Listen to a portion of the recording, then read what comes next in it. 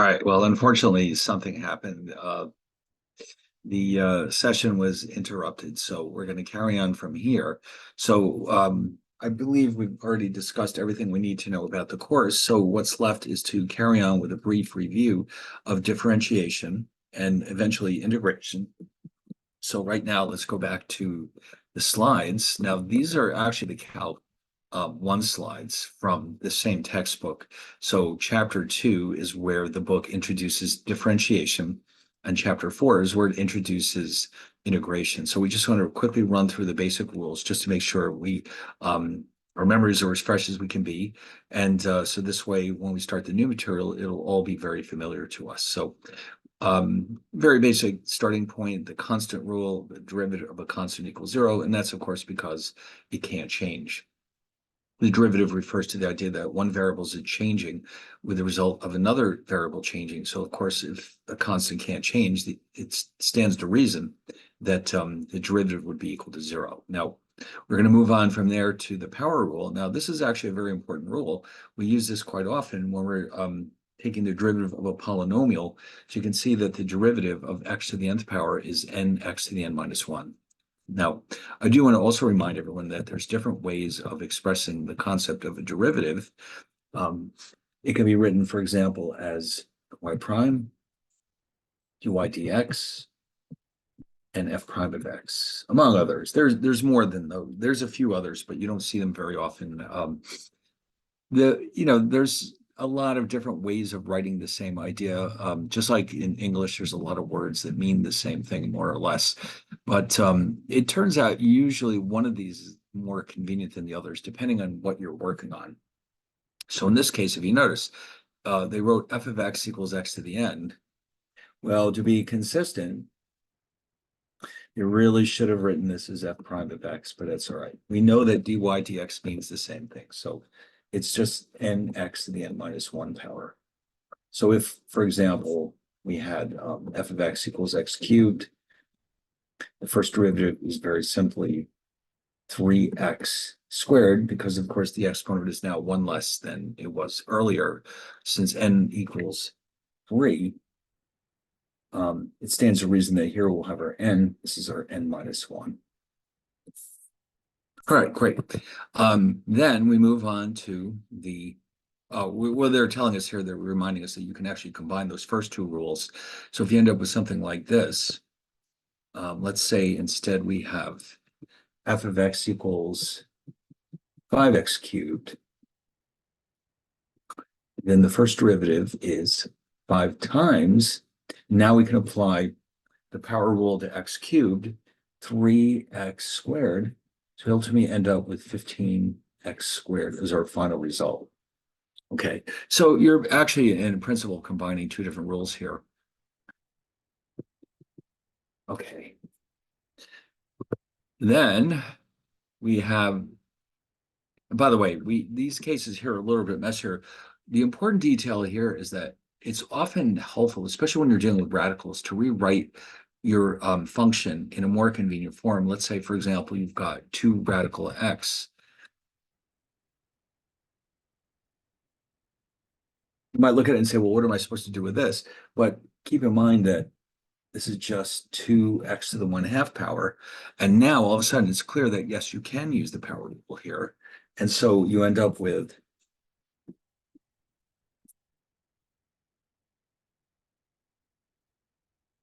2, and then within parentheses, we apply the power rule to x to the 1/2 power, 1/2 x to the minus 1 power, and that simplifies to x to the minus 1/2. Or if you choose, you could actually, in principle, rewrite this as 1 over radical x, although you normally try to avoid having radicals in the denominator of any expression. So we'll probably just leave it as x to the negative 1/2 power. All right. Let's see what else do we have. Okay, so the sum and difference rules are very straightforward. The derivative of the sum is the sum of the individual derivatives. The derivative of a difference is the difference of the individual derivatives, as you can see here. So for example, this first one, x cubed minus 4x plus 5.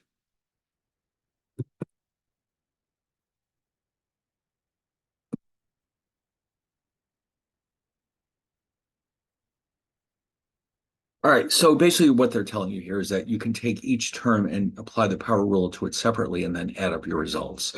So the first one would give us 3x squared. Now for this one, keep in mind that there's an implied one exponent here, exponent of one, x is the same thing as x to the first power. So we end up with 4x to the 0. And this one is just 0. So this one reduces to 4, and that's our final answer. Okay, so when we have x to the n, of course, the derivative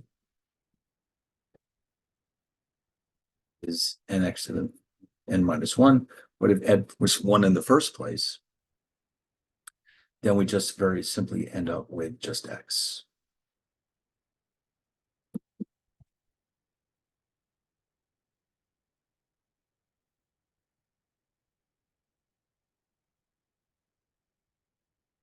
All right.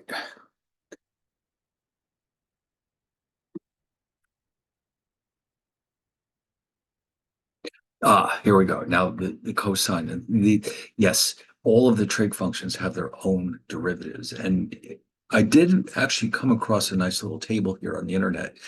The book, I thought the book might have one. It's probably in there somewhere on a single page, embedded in the chapter, but they didn't have a separate appendix at the end with the trig derivatives. So I did go to the internet and I found this one here, which I find it very useful. It's this website called MAT1510, and it's awfully convenient, I think, to have all of them listed right here. So you can see they're confirming that what they're telling us here is that the derivative of the sine of x equals the cosine of x, and the derivative of the cosine of x is the negative sine of x. Now, of course, some of them are messier than others. In some cases, what you can do here is you can actually rewrite these. For example, the tangent of x is actually this sine of the cosine. And then if you differentiate that ratio, you'll need the quotient rule, and you'll end up with the final result of 1 over sine x squared, or secant x squared. We'll get to those later on. But you can see these derivatives are quite a bit messier. And then, of course, we have the arc sine, arc cosine, et cetera, et cetera. And so it's good to be familiar with all of these rules. Not that you can't look them up, but it's helpful. It really is very helpful if you already know them by heart. Okay, so let's just pick one of these at random. Let's pick this one, y equals x plus cosine x, and see what it is. So here, once again, because you're just adding these two terms, then you're basically using the sum rule that we had earlier. And so you've got the derivative of x. It's just 1 based on the power rule. And then, of course, as we've already seen, this would be the negative sine of x. And that's your final answer. Right. So hopefully it's all coming back. Rates of change, they're just making the point here that derivatives can be interpreted as rates of change of one variable with respect to another. So then we can move on to the next section. Not yet. The chain rule is coming up. That's a very, very important result, but we'll get to that in a few minutes. So here we have the product and quotient rules and higher order derivatives. So the product rule is right here. It tells us that if you have the derivative of a product, it's not just the product of the derivatives. Okay, unfortunately, it's a little bit messier than that. So here's how it works. You've got f of x times g of x prime, or g prime of x, plus g of x times f prime of x. And so something like this, you just have to memorize it. So let's say you have something like this. You can see that what they're telling us here is that if you think of this as f of x, here we've got the rule is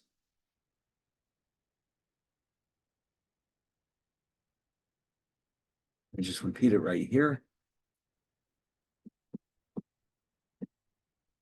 So what they're doing here, they're writing out this is f of x. This piece is actually g prime of x, and this piece is actually f prime of x. So then they're applying the rules that we've just gone over. So the derivative of 5 plus 4x, for example, is 4. And then here, the derivative is 3 minus 4x. Now it's just a question of multiplying these out and combining them. Here in the first case, we're multiplying 4 by each of these two terms. So we'll get 12x minus 8x squared. Over here, we have 5 plus 4x times 3 minus 4x. Now here you can use the technique called FOIL. You may remember this from your travels. F would be these two terms. O is these two terms, minus 20x. I is these two terms, positive 12x. Then last is these two, which is minus 16x squared. And when you combine these, you get 15 minus 8x minus 16x squared. And now when we drop to parentheses, you can see that we can combine these two terms to come up with minus 24x squared, minus 8x plus 12x is positive 4x, and then we're left with a constant 15. All right, so this is how the product rule works. So this one's a little bit trickier, but it's the same thing. You've got f of x is this term. There's g of x. So why don't we do this on the side here? Let's just write out the definitions of f prime of x would simply be 6x, and g prime of x rather is cosine x. By doing it like this, then we can just directly substitute. Remember, the rule is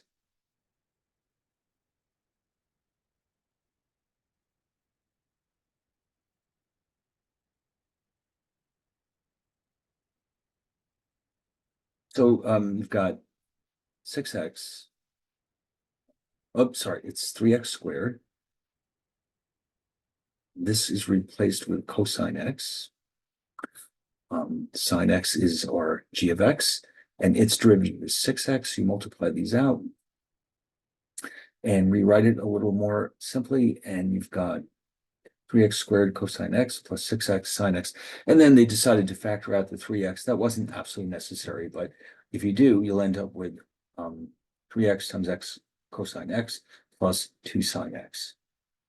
Sometimes that'll come in handy if, let's say, what's going on inside the parentheses reduces to something simpler, which it does not do here, but both of these, of course, mean the same thing. The quotient rule, this one is even a little bit more complicated.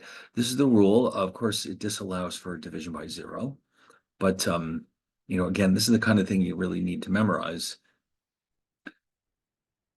So, wow, look at this one. So you can see these are always a lot of work. So you've got f of x over g of x. So f prime of x will be 5. G prime of x is simply 2x. So now you go ahead and substitute. So the rule, remember, is this.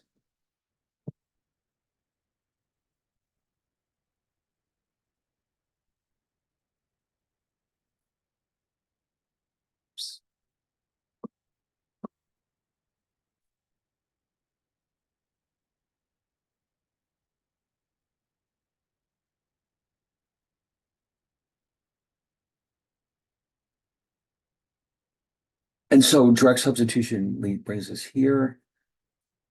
And so when you consolidate these terms and use FOIL, you'll ultimately end up down here somewhere. These can be very, very messy and very time consuming. You really have to be just careful to not miss any of the steps. All right, so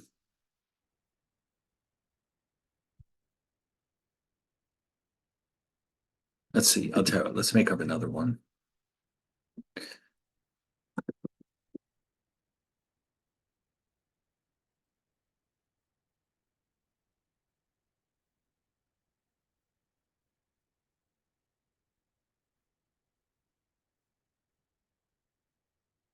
And by the way, of course, if the denominator evenly divides into the numerator, you would naturally enough simplify it first before you get involved with this very complicated quotient rule. Sometimes that works out very nicely. You want to watch for that first, but here it didn't happen. It's not the case that I can divide that denominator into the numerator, but you should always look out for opportunities to simplify expressions before you start taking derivatives. So this would be our f of x. This is our g of x.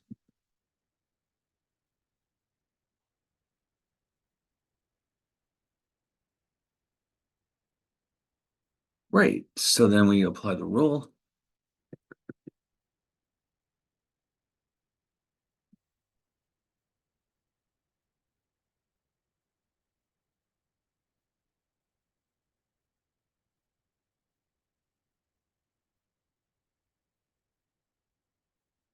Right. So now substitution gives us 2x plus 5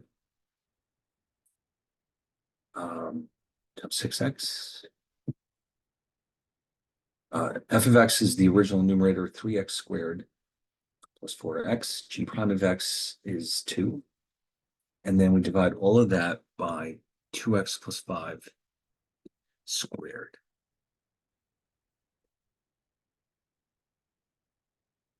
All right. So now we just start multiplying the terms together. We're distributing the 6x across these two. So we'll have 12x squared plus 30x,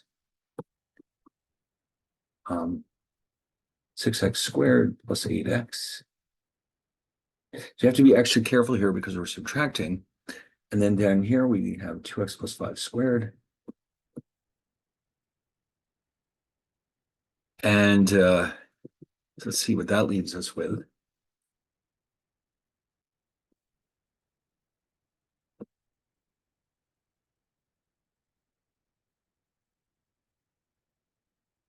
All right, so we gather up the like terms.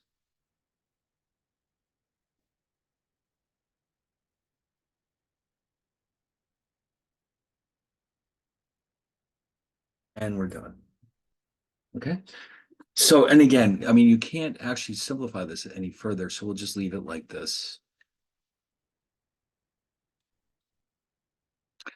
Okay. I have to be careful with the tablet. Certain things it's allowed to do and some things it's not. So, all right, that should be good. All right, anyway, what about negative exponents? Well, I mean, it should be pretty clear how this is going to work. So,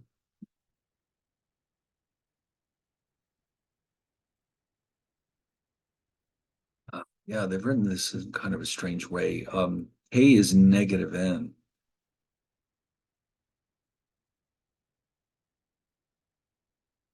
Huh. Uh, Not sure what the point of this one is. It's just bringing us to the same result. But anyway, we've already seen this now. Oh, and some more trig. Yeah, so if you're interested, you can use the definitions of these trig functions to prove that these are correct. Um, I guess we could try the tangent one. Uh, let's just see why the tangent's derivative is secant squared.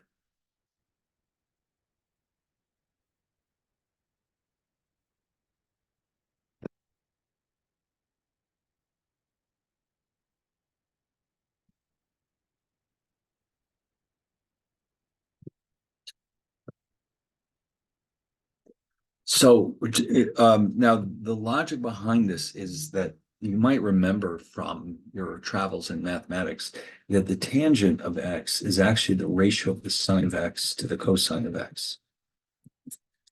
So when you take the derivative of the tangent, what you're really doing is taking the derivative of this ratio, and that means you're using the quotient rule. So here, f of x is the sine,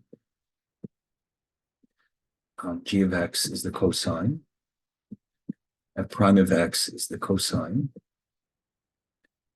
Oops. And therefore, g prime of x is, remember, the negative sign, right? So when we use the rule,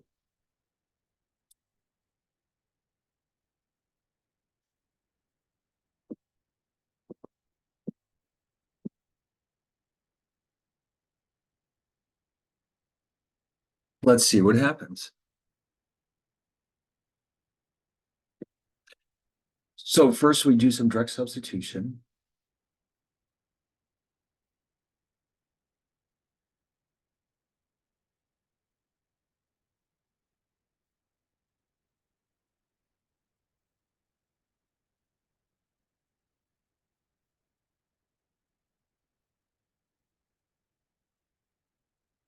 Okay. Now, in the numerator,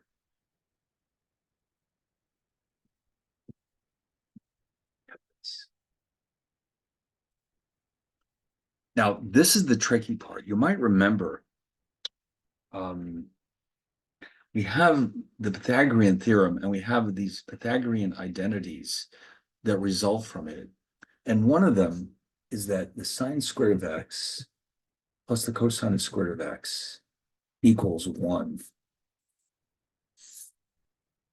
So we're not going to prove that right now, but this is something you would have come across in an earlier class. So you can see what's going to happen here is we end up with 1 over cosine squared of x. Now, you also might remember that the secant of x is, well, actually, yeah, I mean, you can write it as 1 over cosine x, which implies that secant squared of x is 1 over cosine squared of x. So that means the final answer is secant squared of x. In other words, this is why the derivative of the tangent is the secant squared of x. Okay. But the whole thing revolves around this. This is one of the Pythagorean identities, as it's called. Maybe later on we'll demonstrate why that's true. But for now, let's just focus on these rules. And then these are the rest. And you could do the exact same thing in every one of these cases. You can rewrite these functions. In fact, why don't we quickly review that for a second? With the sine of x, which is the opposite of the hypotenuse, the cosine of x, which is the adjacent over the hypotenuse, the tangent of x, opposite over adjacent, which implies sine over x over cosine of x. Cotangent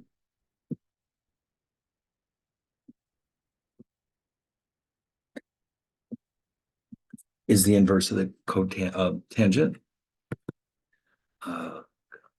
Let's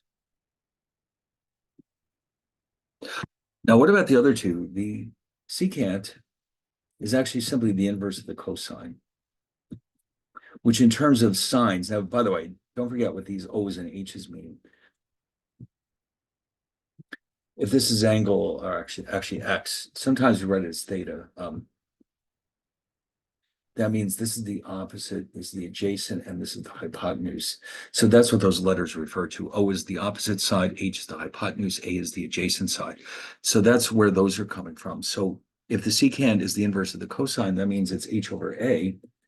And then similarly, the cosecant is 1 over the sine, which implies that it must be H over O. Okay, so these are going to come in handy. You should really have these memorized as well. It'll help you with your problems, especially because in a lot of cases with trig functions, you can often simplify what you're doing by using or taking advantage of these identities. And sometimes, like results like this one. Now, there probably is a list in the back of the book of the trig derivatives. It's probably going to be a very long list, but it's important to understand the basic ones before you go on to the more advanced ones. All right. Well, anyway, enough of that. So now what's next?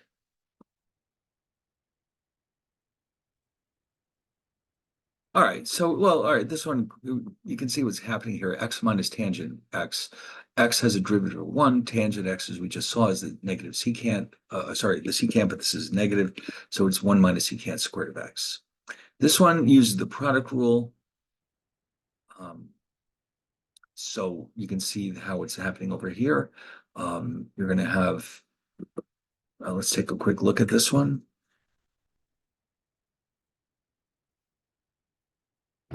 Where's this x times secant x? So think of x as f of x. And this, if you wanted to, you could rewrite this as h of x. So therefore, f of x is x, f prime of x is just 1, of course. G of x, the secant. And if you've forgotten, you can go back and say, all right, secant, there it is, tangent x, secant x.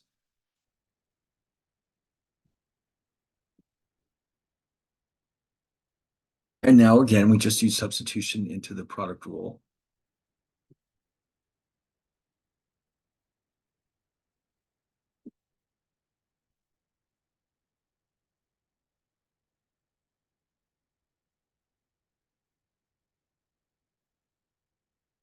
All right, here we go.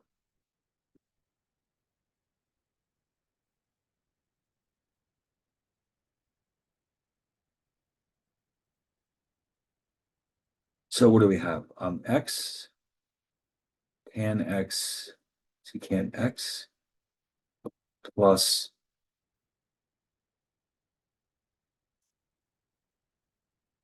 oops, sorry, I just realized what I did here. I knew something was wrong. There we go. All right. And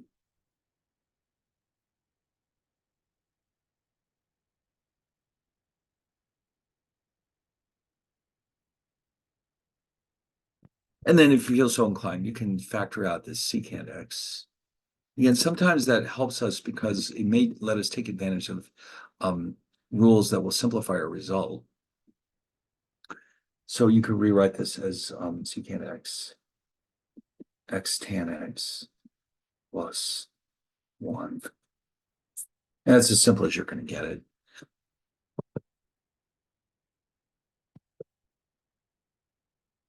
Okay. Wow. All right, good. And then higher order derivatives. Of course, the idea here is that you can take derivatives as you can have a second derivative and a third and a fourth and a fifth and whatever you need. The notation, you just have to keep an eye on it. The y primes are very straightforward, the f primes of x. These are a little bit tricky, the d's. If you're using the dy, the differential notation, the second derivative is actually d squared y over dx squared, et cetera, et cetera. If you look at this list. Oh, here's another one that you don't really see this too often. But this also indicates the same thing. Actually, this one too, you don't really see this very often. It's really these that are the most commonly used. But with derivatives that are of a higher order, you're literally just reapplying the same rules multiple times.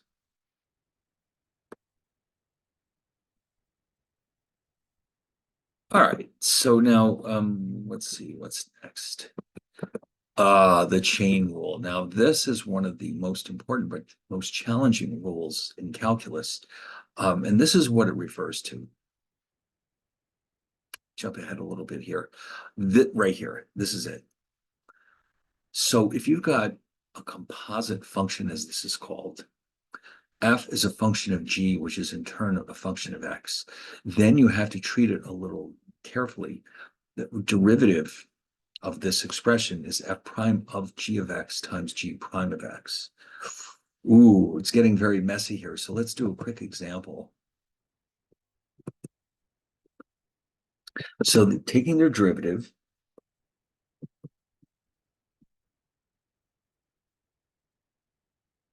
of a composite function requires us to use the chain rule.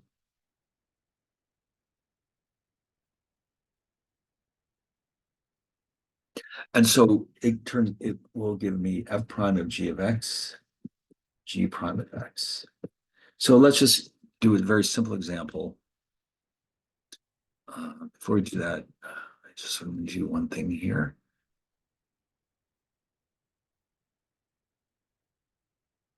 Oh, sorry, not that. All right, here we go. Let's just say that we're looking at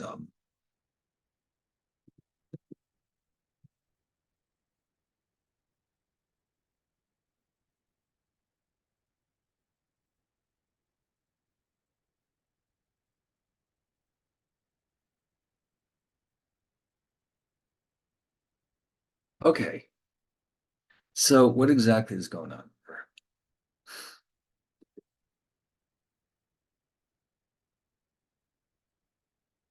So actually, no, let's use the other notation.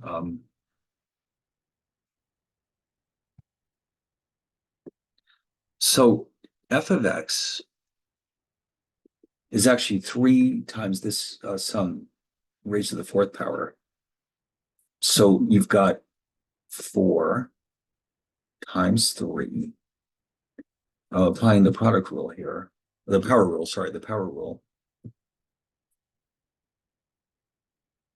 But then I need the derivative of this. Okay.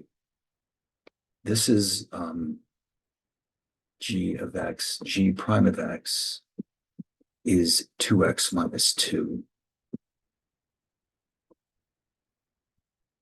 All of this is what we mean by f prime of g of x. This is g prime of x. So f is this function 3 times something raised to the fourth power. So its derivative is based on the power rule. So we end up with 12x squared minus 2x cubed times 2x minus 2. And of course, if you want, you can simplify that a little bit, but that's the important detail. Now, sometimes you do see it written with u. I don't know if that's easier. Like here, let's follow what they're doing here. Um, you've got first, this is based on the logic that with the chain rule, dy dx can be written as dy du, du dx. So if they give us the function dy dx equals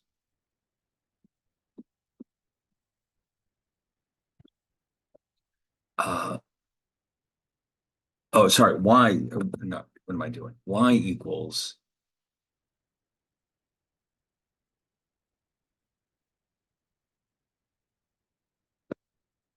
x squared plus 1 raised to the third power. So by thinking about this as u is this interior function,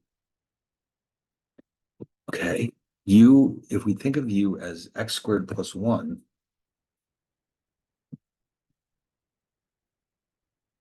then the function y could be rewritten as u to the third power.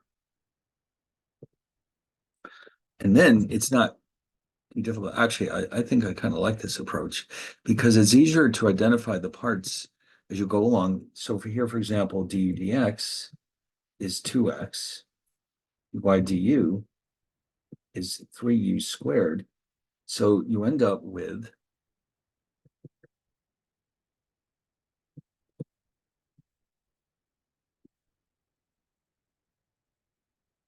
first of all, do direct substitution.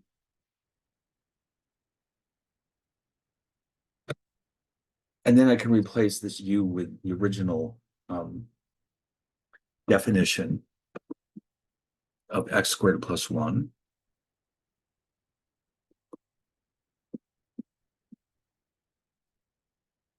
And you're done.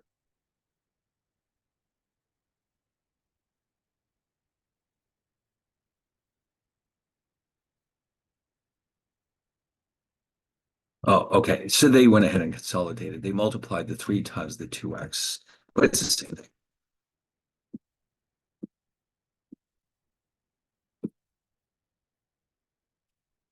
So, one of the reasons why actually when you get involved with more advanced forms of integration, one of the techniques is called U substitution and involves basically reversing this process. So it might be a good idea to get into the habit of thinking of the chain rule in terms of U's. Um, I think it's pretty straightforward the way it's set up here. You're doing the same thing here, but with F's and G's, and I think this might be easier to follow. And then we have what they're calling the general power rule, where you're raising not x to some power, but some function of x to some power n. And so you've got, given that you have, and by the way, here you're just consolidating other rules, but you're taking u to the n, u of x to the n power, and dy dx is going to be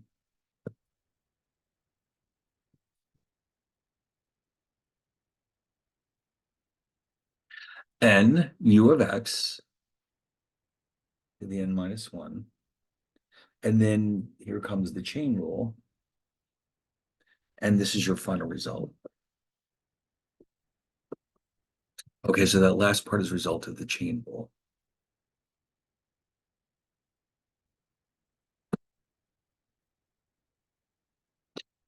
So let's try this one. F of x equals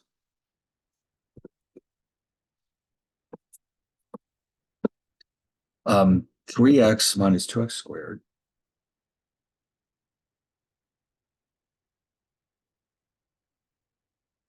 all raised to the third power. All right, so let's try u as this term. That implies that y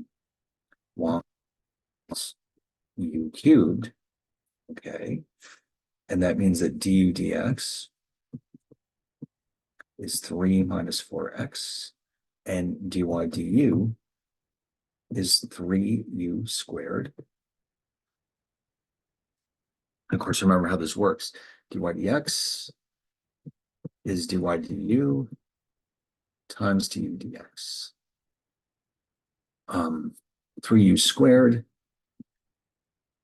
3 minus 4x, and the u means this, so you've got 3 times 3x minus 2x squared times 3 minus 4x.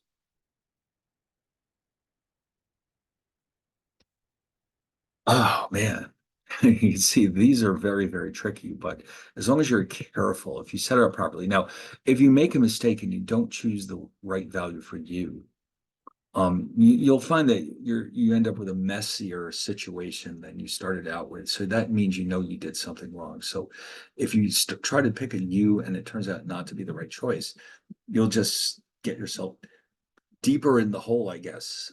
So you'll know to try something a little bit different.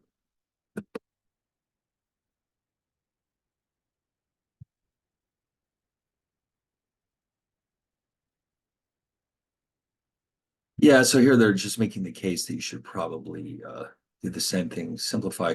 And the chain rule also has equivalent versions for the trig functions. So here's a good example. Y equals sine of 2x.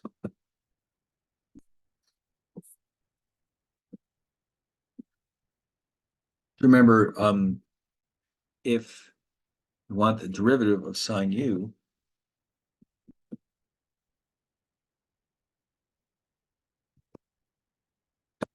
oops, with what? dtx.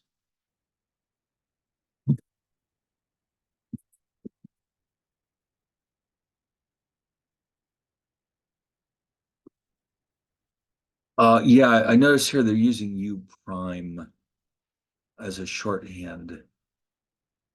They did that up here before too, if I remember correctly. Yeah, right here, they want you to see that sometimes u prime is used instead of du dx. That's again, there's so many things that mean the same thing in calculus. So just be aware that that u prime is nothing but du dx. I kind of like the du dx. I know it takes longer to write, but it's more clear what exactly it means, in my opinion. But there you go. I don't write these books. So in other words, here u would be the 2x. Du dx is 2. So you're going to end up with cosine 2x times 2, and you're done.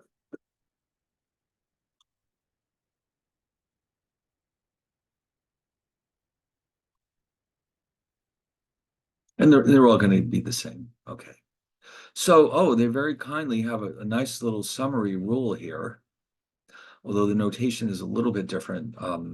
This is slide 24 if you're interested in printing this out maybe and having a copy of you on your desk while you're doing your homework. Um, I like having charts and tables. I find them to be very useful.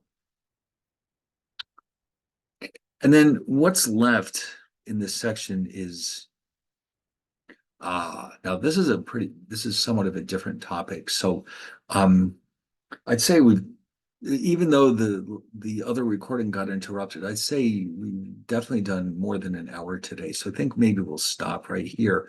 And the next recording, which should be ready in the next couple of days, we'll start right here and review implicit differentiation. And then we can go on and review integration. And then by the time the week's over, we can start later in the week, I mean, we can start the new material, which is the applications of integration.